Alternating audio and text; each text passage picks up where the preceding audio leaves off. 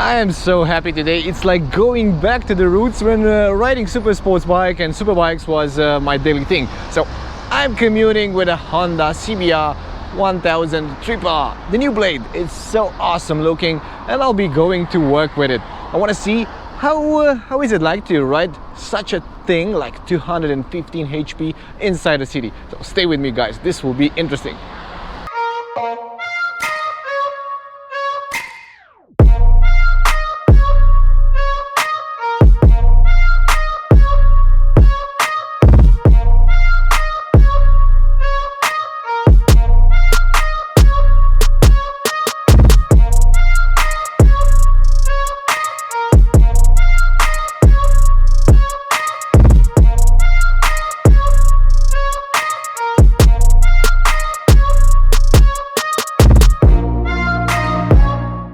The coolest part about this bike is that you have that huge amount of horsepower on the tap.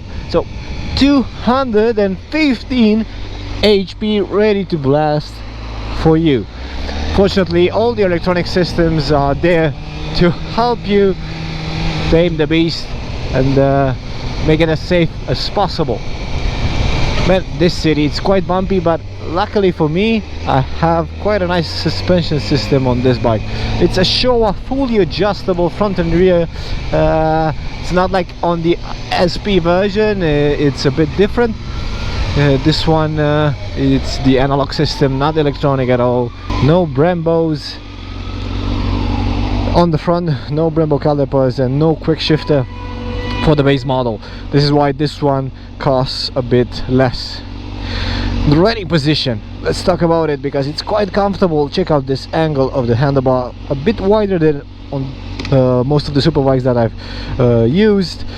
Everything is electronic, everything it's so nicely put together. I love the bolts, everything looks quite good, and the theme, this superb red and blue plus white theme, it's quite amazing. Quite amazing. It's one of the best themes in my opinion that Honda ever produced. So let's talk about the riding position and the space that you have on this bike. It's quite roomy, I'm quite tall and I have enough room for my legs. I have enough room to tuck in. The saddle is quite wide so I can move back and forward, arrange myself underneath this windshield, which is quite small, and I would add up a different one like 5 to 10 centimeters taller on the highway. This will help a lot, but on a daily use, on a basic average use in the city, the bike feels quite natural and I don't need to tuck in because the speeds are pretty low in the city. You can steer it like insane. It's very easy to move it from a leg to another. The whole thing is shorter, the engine is shorter than the previous model, so right now the old bike, it's close, the wheels are closer one to another, and this makes it like a telepathic steering machine. So it's so impressive that you can squeeze yourself in between any car. You can lean it very hard on twisties, and yeah, this is a huge advantage. Easy to put your elbow down, go down like this, just roll the throttle and everything happens.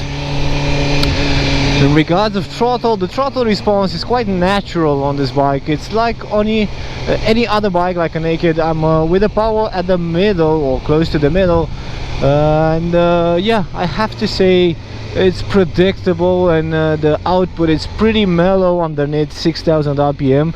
This makes it easy to use and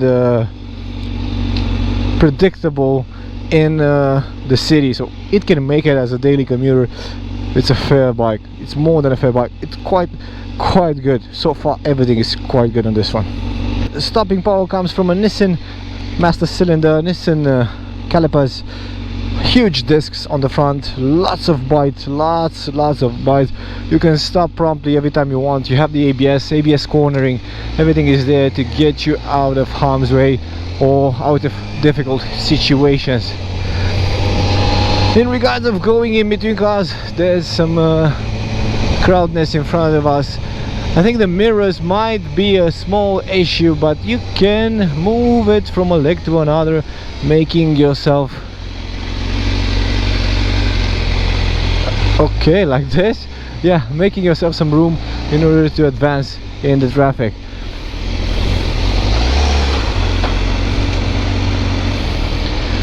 In regards of electronics, you have everything that you can wish for. You have a traction control ABS system, you have the engine brake that is adjustable, full LED lights, TFT dash, and even a keyless ride, but it's not fully keyless because you get the gas tank that needs to be opened with the normal key.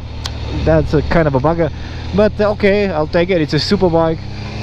You have to keep your key close to you because every 150 to 200 kilometers you have to refill this 16-liter fuel tank.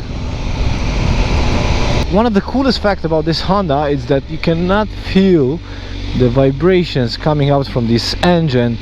At least you have to be high, very high up in the rev range in order to feel something. Right now nothing's coming through my handlebars or through my foot pegs, so this is quite impressive. Yeah, it's a super bike and it heats up. I have like 99 degrees right now, 27 or something outside. Yeah, it heats up, but for the sake of it, I love it. It's a nice thing to do, commuting to work on a super bike. Although you might get a bit hotter, you look good and you get some adrenaline pumping through your veins.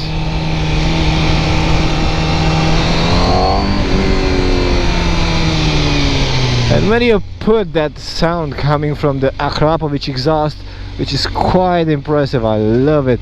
It's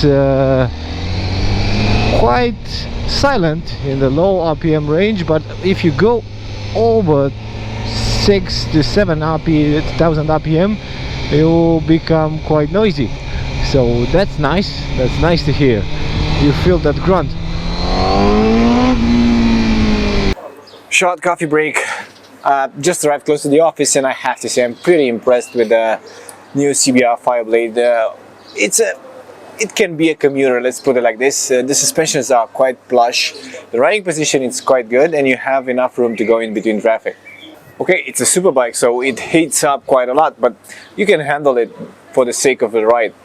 It's definitely a must to buy this bike with an optional quick shifter because it will make your life quite easier. Although in the city you only use the first and second gear, the throttle response is quite magic, and you can use this bike because until 6000 RPM the engine is mellow and the response is quite predictive.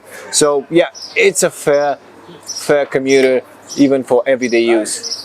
The compound that I've used on the tires is the RS11, the Batlax, so it's quite nice to have while riding in the city in a dry day like this. 20 degrees, good, fair choice. Although this might not be a favorite, the turning angle is quite good for a superbike. You can also lean it, you can squeeze yourself in between any traffic jam, and most important, you will look awesome and you will have a big smile on your face while arriving at the office. So yeah, it is one of my favorite commuting rides so far. Until next time, don't forget to subscribe for more videos like this one. See you guys!